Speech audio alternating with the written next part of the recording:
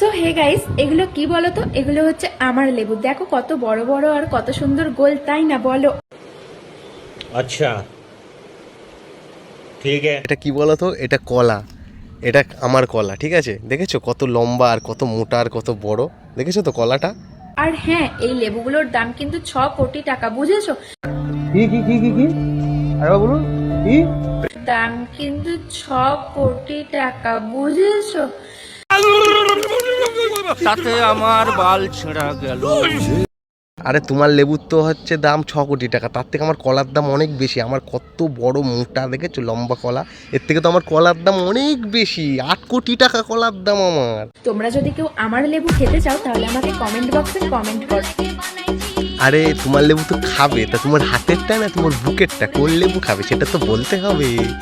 কোনটা কমেন্ট করে জানাবে। বুকেরটা খাবে? বুকেরটা তো কিছু নেই, পুরো শুকিয়ে চুমসে গেছে। আগে বুকেরটা মোটা করো, বড় করো, তারপরে তো খাবে। ওর থেকে আমার কলাটা খেলে অনেক লাভ আছে।